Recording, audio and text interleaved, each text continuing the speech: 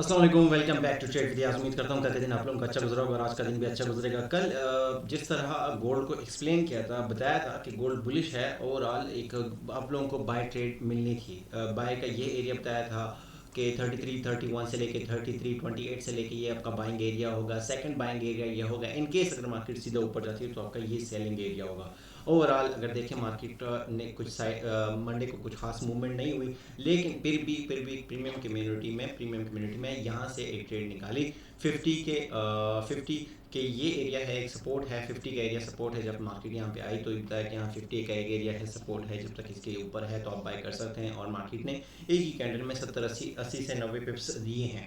80 से 90 पिप्स बहुत हैं। अगर 80 और 90 पिप्स के बाद भी कोई कहता है कि मेरी ट्रेड होल्ड पे है और एसएल हिट हो गया तो एंट्री 50 पिप्स चलने के बाद या तो एंट्री आपको प्रॉफिट में जो एसएल होता है वो एंट्री पॉइंट पे करना पड़ता है, या 70 80 पिप्स के साथ अगर आप सेटिस्फाइड हो तो उसको प्रॉफिट टेकिंग कर लिया जाना चाहिए। उसको नहीं जाना चाहिए कि आपका 70 80 90 पिप्स वापस जा रहा है, तो ये आपकी अपनी गलती है।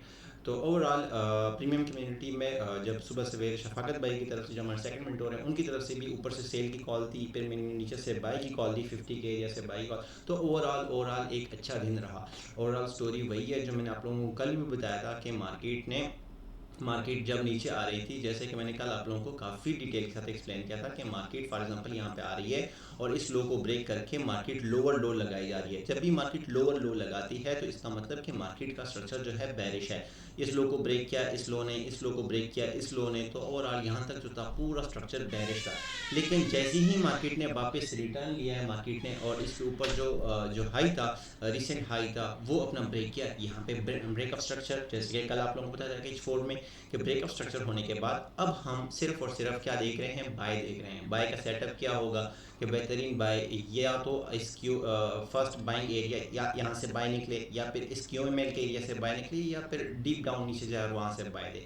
तो ओवरऑल एक H4 में हमारे पास जो स्ट्रक्चर है वो बेरिश का है। लेकिन H4 के हिसाब से हम H1 को भी देख लेते हैं कि H1 में किस चीज़ का स्ट्रक्चर है। H1 में भी जो स्ट्रक्चर है वो बेरिश साइड से H4 में स्ट्रक्चर बुलिश है।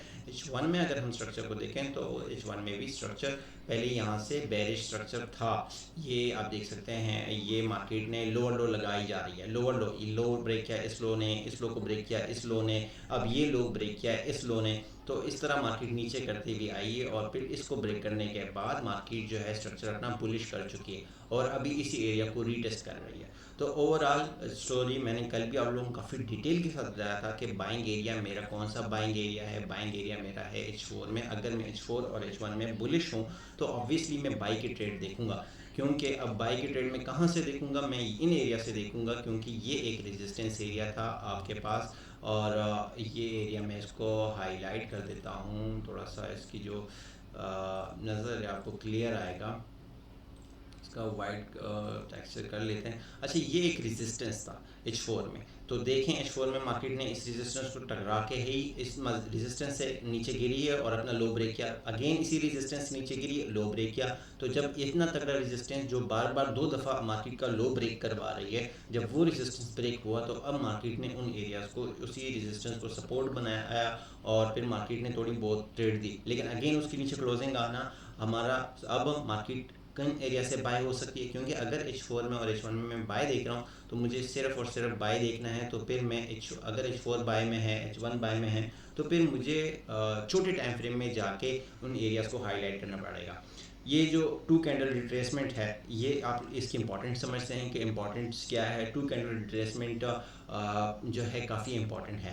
अब ये 2 कैंडल यहाँ शुरू होती है 31 से शुरू होती है, 31 से शुरू होती है और एंड होती है 3311 पे। तो ये जो 2 कैंडल का जो 200 पिप्स का जो ब्रैकेट है, ये सारा का सारा काफ़ी इंपॉर्टेंट है। 31 से लेके 14 का एरिया ऑलमोस्ट 220 230 पिप्स बनते हैं। तो ये पूरा ब्रैकेट इंपॉर्टेंट है। अब ये तो नहीं हो सकता कि पूरे ब्रैकेट से ही हम सारा बाय ले लें। तो फर्स्ट हमारी जो बाइंग एरिया H4 के अकॉर्डिंग 33 31 और 27 का एरिया है, और सेकंड जो बाइंग एरिया है वो 3314 से लेके 10 का जो एरिया, ये हमारे पास बाइंग एरिया। तो ये हमारे पास दो बाइंग हो गए H4 में। ये एरिया इंपॉर्टेंट है अगर हम इसको M30 में देखें कि क्या ये एरियाज स्टिल वैलिड हैं। बिल्कुल वैलिड हैं, स्टिल वैलिड हैं। आप 33 31 से लेकर 27 आपका H1 में भी ये बाइंग एरिया बनता है, H4 में भी आपका ये बाइंग एरिया बनता है, M30 में भी ये आपका बाइंग एरिया। तो ये काफ़ी इंपॉर्टेंट आपका एरिया है जिसको जहाँ से आप 100 पिप्स ले सकते हैं। मैं ये नहीं कहता कि यहाँ से मार्केट जाएगी और काफ़ी लंबी ऊपर चली जाएगी, बहुत लंबी चलाएंगे भाई, लंबी चलाएंगे वो मारते हैं जिनकी स्विंग ट्रेड होती हैं, जिनकी इक्विटी स्विंग ट्रेड के अकॉर्डिंग होती है। स्विंग ट्रेडिंग के लिए आपके पास बड़ी इक्विटी, बड़ा बड़ा बैलेंस होना चाहिए, बड़ा एसएल होना चाहिए। यहाँ पे लोग मार्केट से बड़ी टीपी एक्सपेक्ट करते हैं, लेकिन बड़ा जो टीपी एसएल है वो एक्सपेक्ट नहीं करते। वो कहते हैं कि भाई टीपी बड़ा होना चाहिए लेकिन एसएल बेशक हमारा छोटा हो। ऐसा हो ही नहीं सकता। अगर आपका एसएल बड़ा है तो आपका टीपी भी उससे बड़ा होना चाहिए। अगर आपका टीपी छोटा है तो आपका एसएल भी टाइट होना चाहिए। और हमेशा जो एसएल है ये डिपेंड करता है आपके लॉट साइज पे। अगर आपका लॉट साइज छोटा होता है तो फिर आप लंबा एसएल दे सकते हो। तो ओवरऑल स्टोरी ये है कि H1 में M30 में मेरे पास ये दो बाइंग एरियाज हैं जो कि H4 में भी हैं। मैं बाइंग कर रहा हूँ मार्केट में सिर्फ और सिर्फ 100 पिप्स के लिए, क्योंकि अगर मार्केट यहाँ आती है, यहाँ से रिफ्लेक्ट करती है तो 100 पिप्स मिल जाएगी। अगेन आती है मैं अगेन बाई करूँगा। तीसरी दफ़ा आती है बेशक ब्रेक कर दे, एसएल हिट करेगी, फिर अगेन मैं इन एरिया से बाय करूँगा जो कि 3314 और 3310 का एरिया, इन एरिया से बाय देखूंगा। बाकी उम्मीद करता हूँ आपका दिन अच्छा रहे, क्लोजिंग अच्छी हो, प्रॉफिटेबल हो। प्रीमियम कम्युनिटी आप ज्वाइन कर सकते हैं। अगर आपका एक्सेस का अकाउंट है तो अपना आईबी नंबर चेंज करके ज्वाइन कर सकते हैं। फ्री ऑफ कॉस्ट है, कोई चार्जेस नहीं, कोई फीस नहीं है। जस्ट आपको अपना आईबी नंबर चेंज करना है एंड देन कम्युनिटी का हिस्सा बन सकते हैं। बाकी उम्मीद करता हूँ आपका दिन अच्छा रहे, क्लोजिंग अच्छी हो, प्रॉफिटेबल हो। Wish you best of luck. Thank you so much.